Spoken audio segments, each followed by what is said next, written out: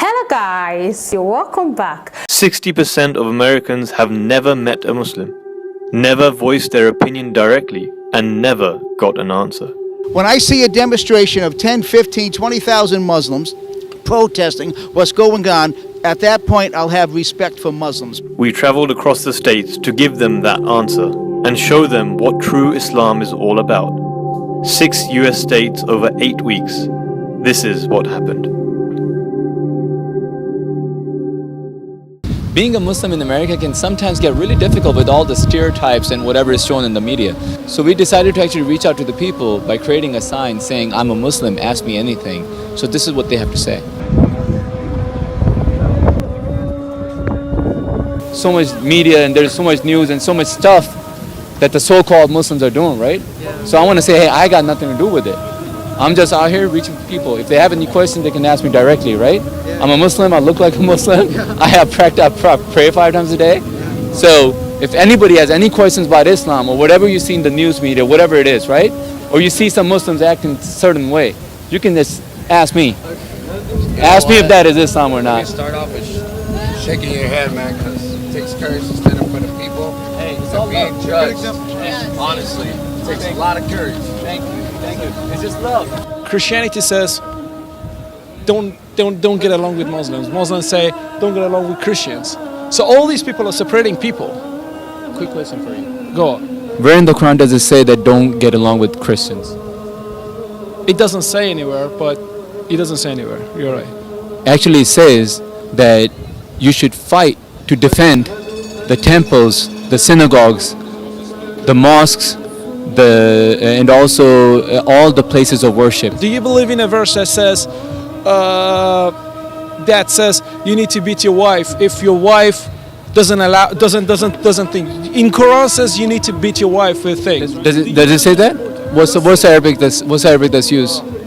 It says you have to do it with a brush. You have to beat your. You think that the actual verses of the Quran says that you have to beat your wife with a brush?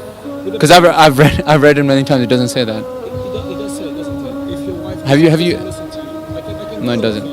Yeah, you can Google it. I have the Quran in the pocket as well. Have you ever read the biography of the Holy Prophet ﷺ, of Islam, the founder of Islam? Yes, I have. Did you ever read that he beat his wife? No, he didn't. There you go.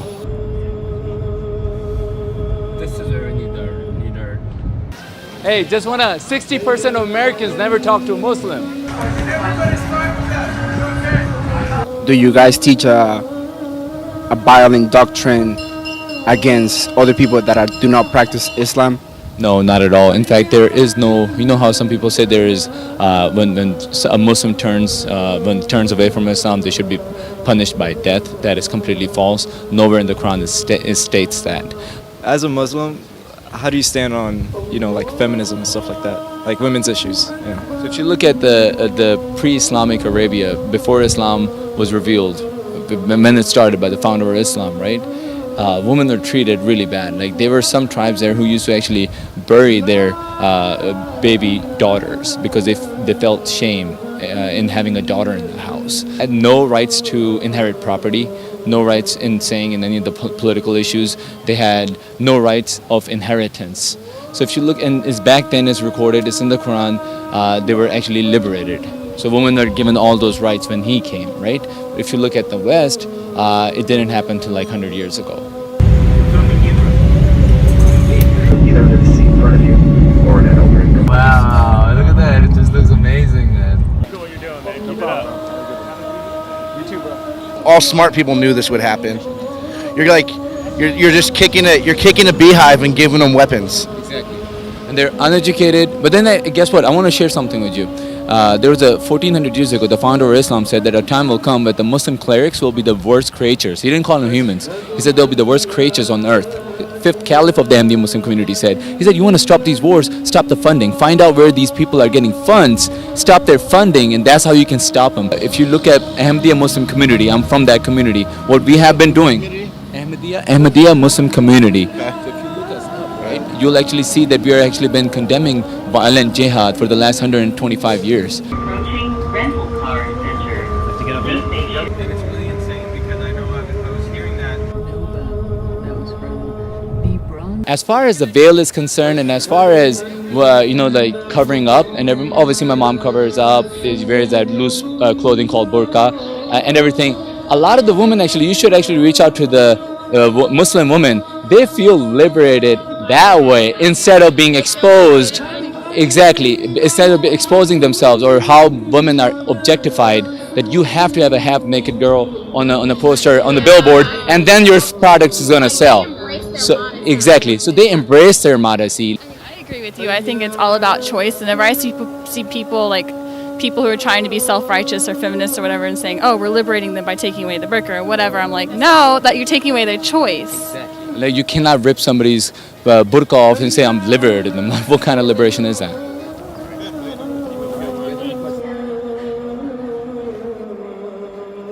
So what's your question? How do you feel about the Islamophobia going on in the U.S.? I think it's just unfortunate, and I think people like Donald Trump who are actually on national television, they're spewing such hatred. This is something like that has just taken us back 50 years because now people are actually saying stuff which we normally don't hear. So this is home for me. Whoever said that, ma'am, this is home for me. I'm a United States citizen. Thank you. So just for the benefit of the viewers here, I was told to go home. This is home for me. I live in Columbus, Ohio. I'm a Muslim too, and I'm proud of it. Thank you. Just got to do this, man. 60% of Americans never talk to a Muslim about Islam, so we figured we should reach out to them. Good. That's great. We appreciate that. What do you believe happens after you pass from this life? The Quran says that the Jews, the Christians, the Sabians, anybody who believes in whatever they believe in, and they have no fear. They shouldn't have anything to worry about. Just paraphrasing the verse. Basically, what it says is that as a Muslim, I can't judge anybody what's going to happen to them. Is basically we are strongly told to believe that it's a man's relationship between God. As a Muslim, do you think that there should be restrictions on how men and women dress? How men and women dress? No, not at all. See, that's what Islam says. Islam says there is no compulsion in religion. So anyone from any religion can dress however they want to, right? At the same time, if you're a Muslim, there's certain guidelines that Islam says. And main thing that Islam says is dress with modesty, not just for women, also for men. So we're all supposed to do that. What's your question? What do you think about racism? Islam teaches that all men are made equal. We all bleed the same blood. So there's no racism in Islam, and Islam actually teaches that you're supposed to treat everyone with love and affection. And from the Ahmadiyya Muslim community, that's where I'm from, we are believers in love for all, hatred for none. And we are taught, like the Prophet himself said, that all men are made equal, so there shouldn't be any differences. And that's why when you go pray, we're all lined up together and praying, regardless of the man is rich, poor, black, white, whatever, and that actually increases brotherhood.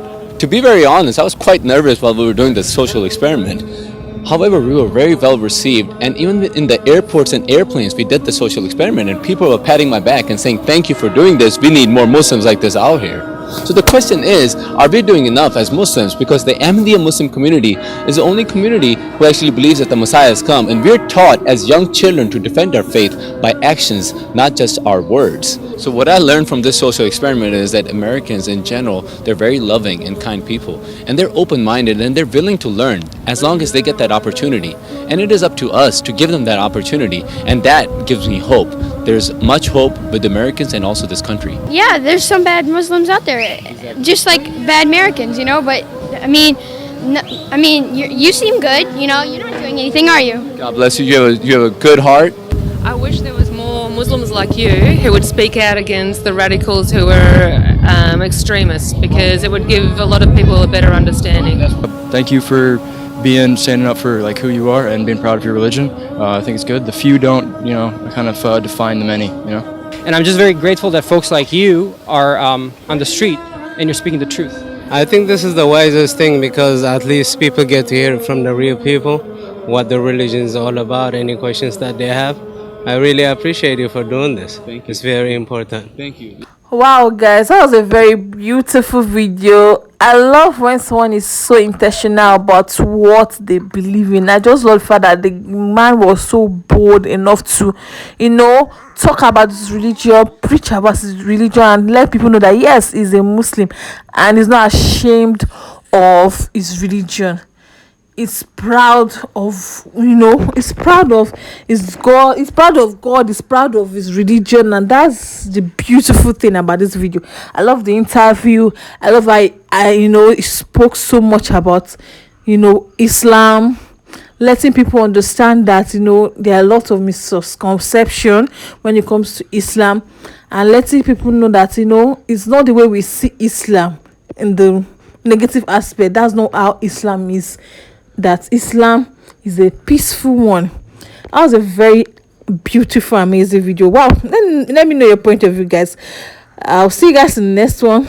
Don't forget to smash that subscribe button for more. Please like, share, and comment. I'll see you guys in the next one. Stay blessed. Bye.